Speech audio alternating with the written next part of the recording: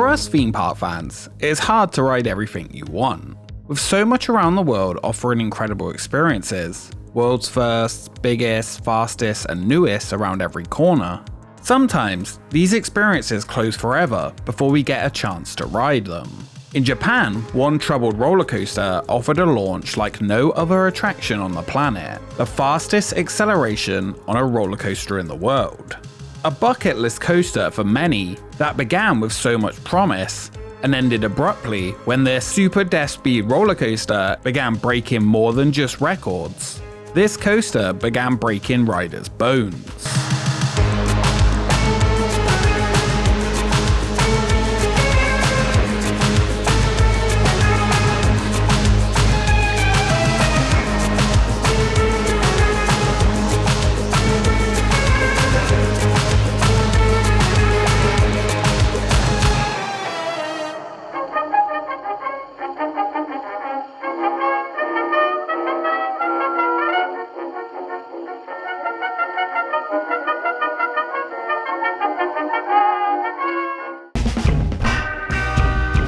In 1961, the fuji-q line Highland Station opened in the foothills of Mount Fuji. With more and more people visiting, the new Fuji Five Lakes International Skating Center saw huge popularity at its large skating rink. The success drew them to expand, and in 1964 an amusement park was added, Fuji-Rama Park. This new park began looking for ways they could stand out, opening the Giant Coaster in 1966, the world's longest roller coaster, at 4,698 feet. This was confirmed by the Guinness Book of Records, and would start a tradition of records that the park would hold over the years. The Giant Coaster was a giant success, and the park would continue to expand. In 1969, the name of the park would change to fuji-q Highland. The small amusement park began adding more and more. After a Mad Mouse was added, came in 1980 the Double Loop. This was followed by Moonsault Scramble in 1983, a shuttle coaster holding the world record for height. Though this was disputed at the time, this unique attraction was incredibly intense, reaching up to 6.5 Gs in its inversions. The Guinness Book of World Records listed the height of the roller coaster as 246 feet, though some consider this invalid as the trains do not reach the top of the tower where the record was measured. The height was actually closer to 229 feet, but even in the 80s, the debate began whether shuttle coasters count as the tallest or not. The whole following decade would have this issue, with Superman and Tower of Terror being much taller than any full-circuit coaster. For argument's sake, let's go with Moonsault Scramble was the tallest shuttle coaster in the world and over 70 feet taller than any other shuttle coaster. The tallest full-circuit in 1983 would be around 131 feet tall. Now, don't get me started on the big one measuring and promoting its height from sea level. The great roller coaster stats debate would span decades. With the big... Wait, what was I supposed to be talking about again? Oh yeah, sorry, I got scrambled. In 1996, the park would take the full circuit height record without issue, opening the king of coasters, Fujiyama. ねえ、どうでもいいけどさ、どこまで登るの？これ。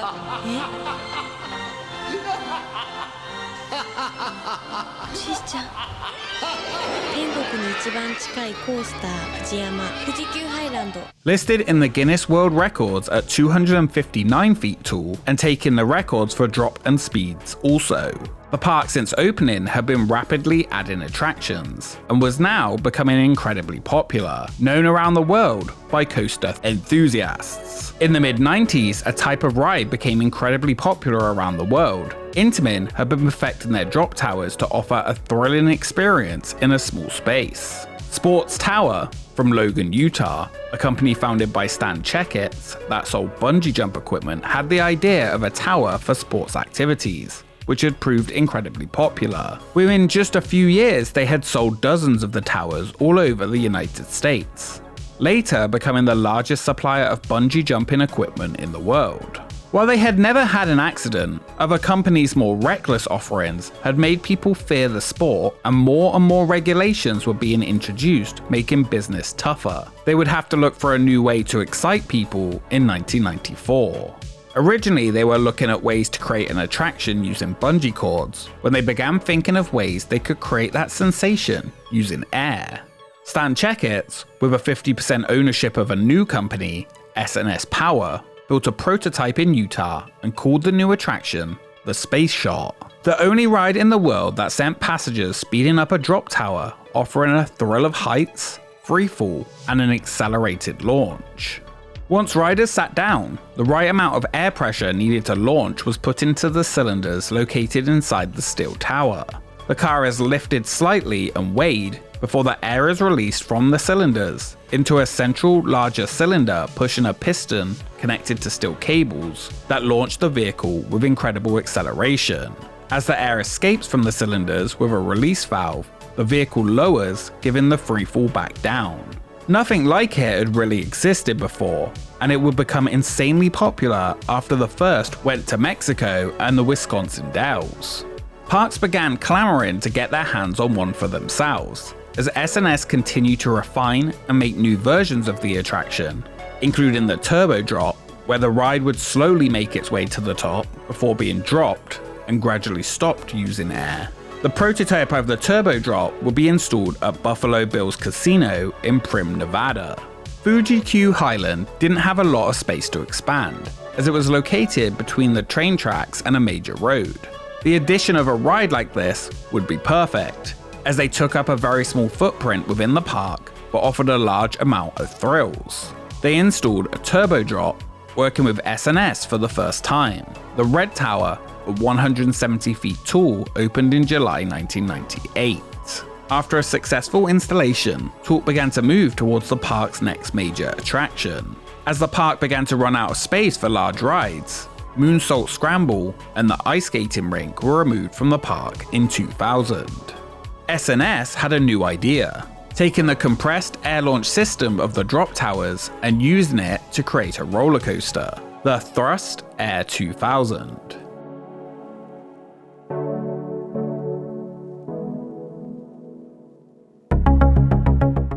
The prototype would use a catch car system on steel cables, attached to the same kind of pistons inside a cylinder to launch a weighted car forward down the track and through the circuit, launching to 80 miles per hour in just 1.8 seconds. Essentially, a drop tower on its side with a full track. This brand new kind of launch roller coaster was considered a marvel, the most energy efficient of the current coaster launches, and the potential for what would follow was incredibly exciting, with numbers like over 300 feet tall and launches over 100 miles per hour being thrown around. Rumors were abound to where the first version of the attraction would end up, with many eyes looking to Paramount's Great America. That exact prototype would end up at King's Dominion, and its troubles? Well, we have already talked about those. That very same year, a second version was created. Not a prototype, but a brand new custom roller coaster that will be making its way to Fuji-Q Highlands. Just like with Hypersonic XLC, its creation wasn't smooth. Originally set to open in July 2001, it had to be delayed due to problems with the launch, mostly getting the ride up to the required speed, and problems with the steel cables which provided the launch rubbing against each other. It took months to try and learn and fix the issues that the coaster was having. The ride used essentially the same system of the drop towers to launch the vehicles, with 4 huge air compressor cylinders. Eventually, most of the issues were worked out, and they were able to open.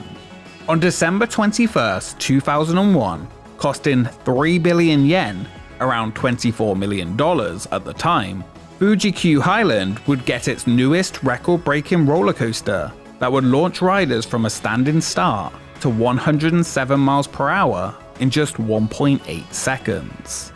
The fastest accelerating and the fastest roller coaster at all in the world, taking the record from Six Flags Magic Mountain.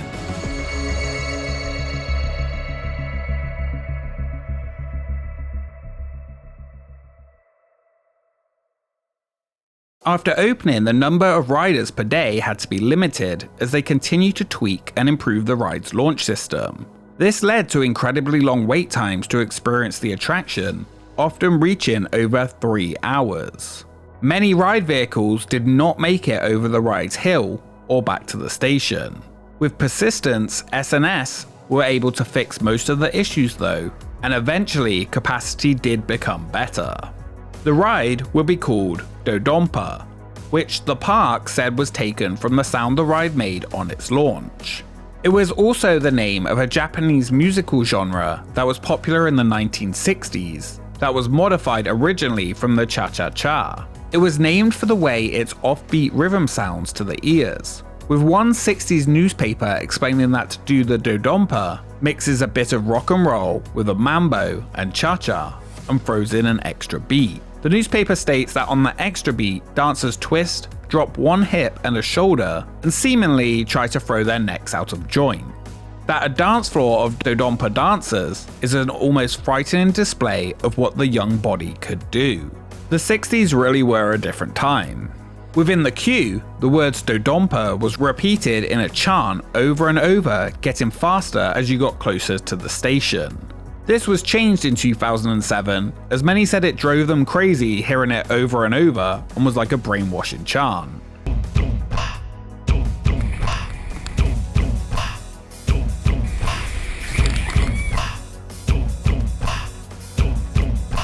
After the queue, you would enter the train seating 8 people, which made them lighter and easier to launch. These trains would use rubber tires that were similar to aircraft tires. Originally, the vehicles were themed to the Do-Dodonpa family and had faces of the father, mother, sister, and baby on the front, designed by Yuriko Shigetti. These were later changed in 2007 to have patterns of polka dots, leopards, zebras, and snakes.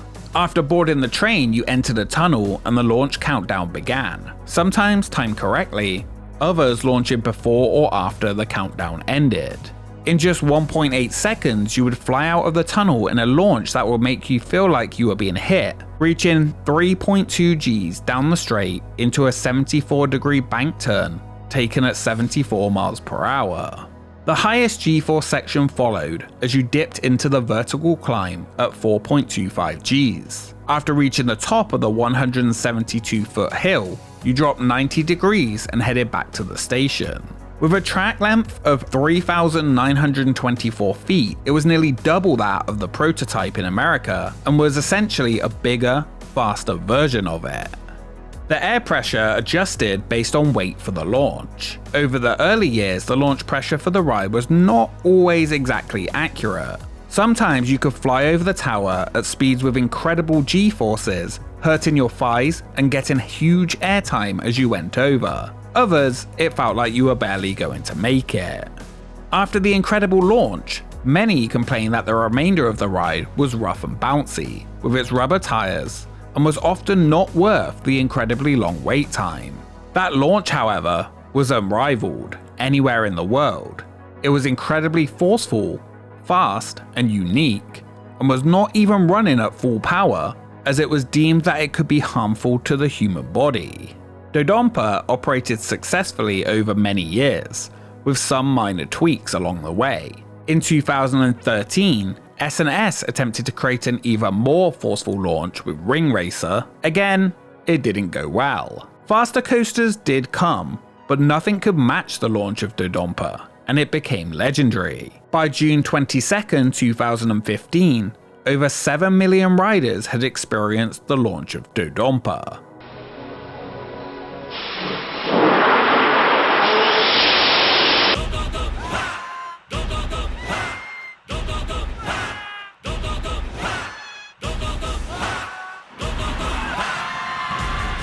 Do-Dodonpa 絶叫学割富士急ハイランド On October 2nd, 2016, Do-Dodonpa would close for refurbishment. Little was known about what would come in the change, with many hoping the launch would not be changed. On July 15, 2017, the new version, now called Do-Dodonpa, was opened with an improved and even faster launch, and the vertical tower replaced by a large vertical loop.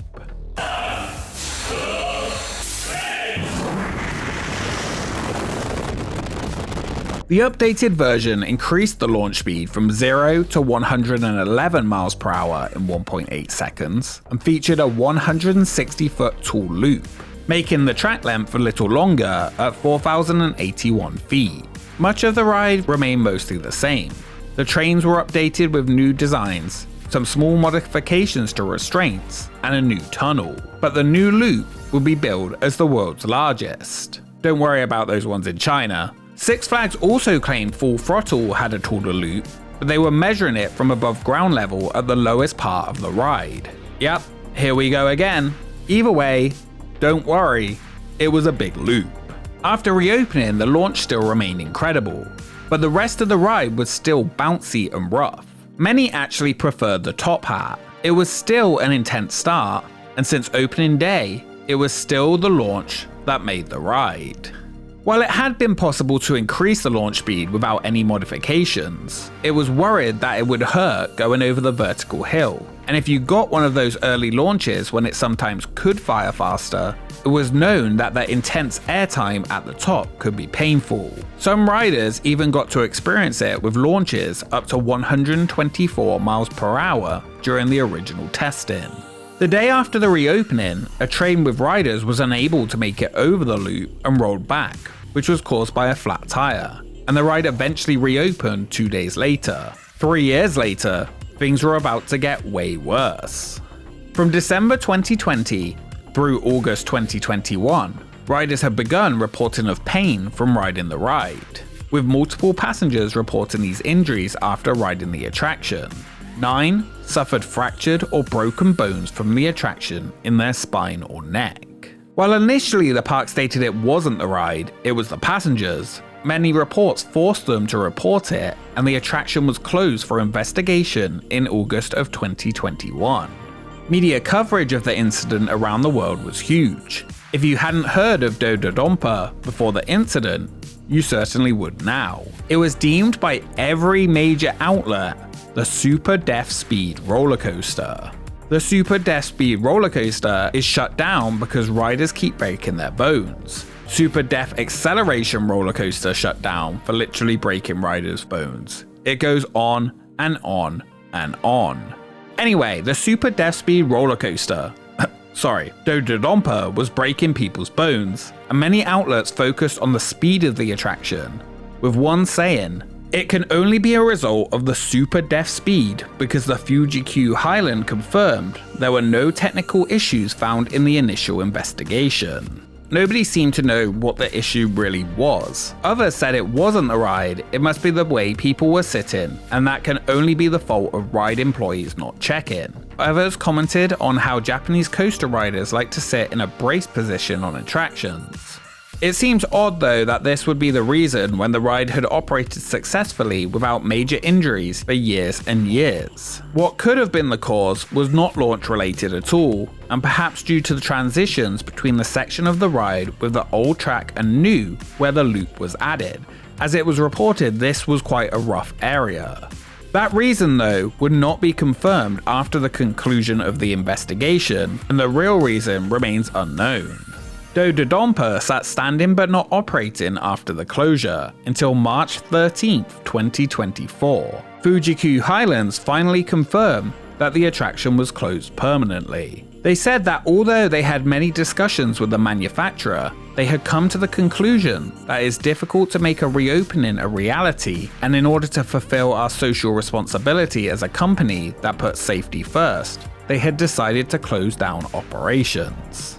With the coaster closing, the park would record a 612 million yen ($4.1 million) loss in the fiscal year ending in March 2024, which included demolition and removal costs. 9.3 million people had ridden Do-Dodonpa in both its iterations since it opened in December 2001 until its closure in August 2021. What will replace it is currently unknown.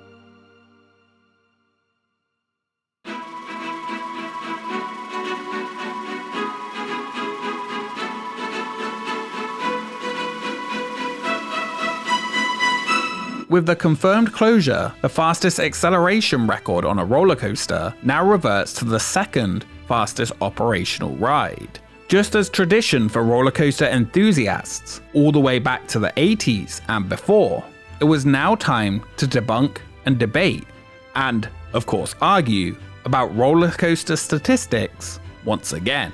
To actually find out what the now fastest acceleration on a roller coaster is, in any discussion of roller coaster records, you have to apply certain rules. Rule number 1, ignore anything in China because who really knows what's going on there? It probably is there, but it doesn't matter.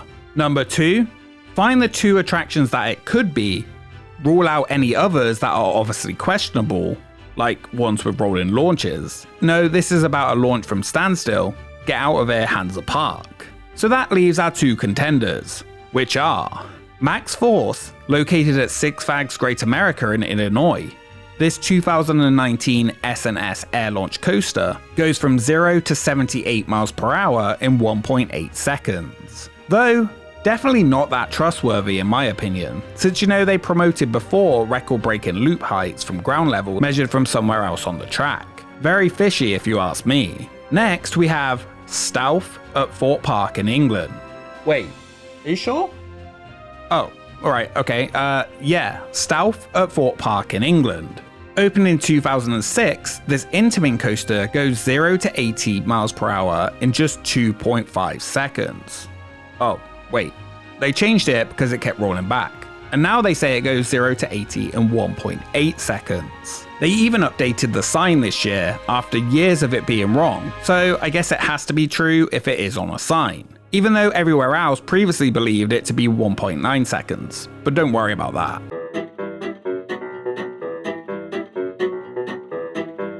So Stealth, the shorter version of nearly every Intamin accelerator coaster models out there, is clearly the winner currently of the fastest acceleration of a roller coaster anywhere in the world that I have been on. And these are the reasons why I've come to that conclusion. Number 1, I have been on it, and yeah, I guess it feels pretty fast. 2, because some people think Rita is better and I just want to state my allegiance to Team Stealth. 3, Max Force has one too many X's in the name, and I've never been on it. And 4, I grew up going to Fort Park, and they have a big new sign stating it's true, so who can argue with that? Signs are 100% Merlin's strong point. Without one clear faster launch, however, the real answer, just like the speed of any roller coaster, is that so many factors differentiate it. Wind, weight, you name it, and they are likely so close it probably varies just by day.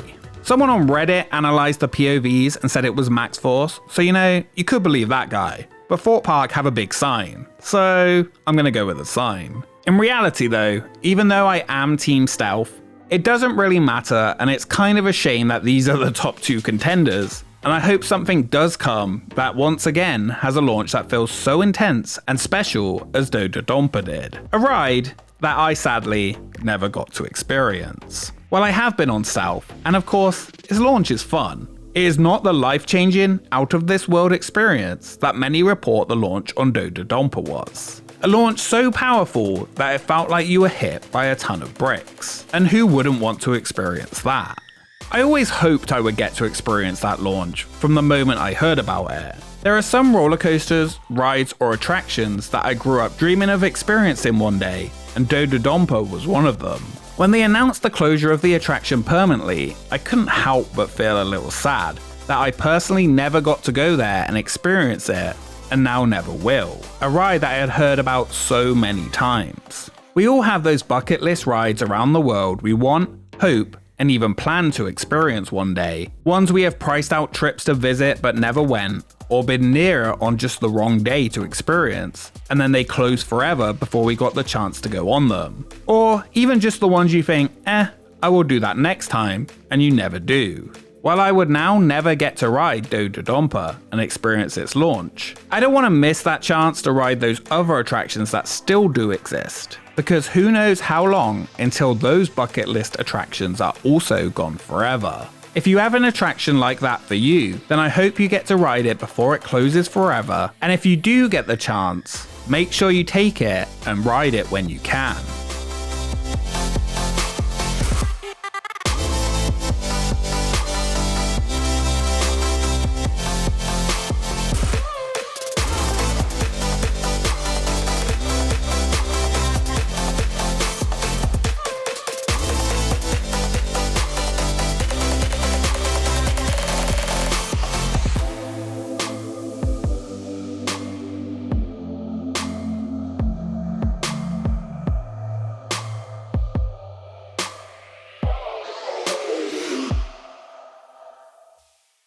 Thank you so much for watching this episode of Expedition Extinct. If you enjoyed it, make sure you subscribe to join the expedition. What are your bucket list attractions that you hope to ride one day?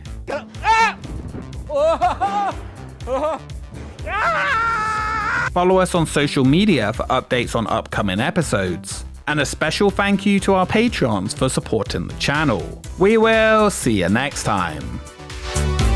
Oh, and if you thought I would talk about Buffalo Bills without putting the Lance clip here, well...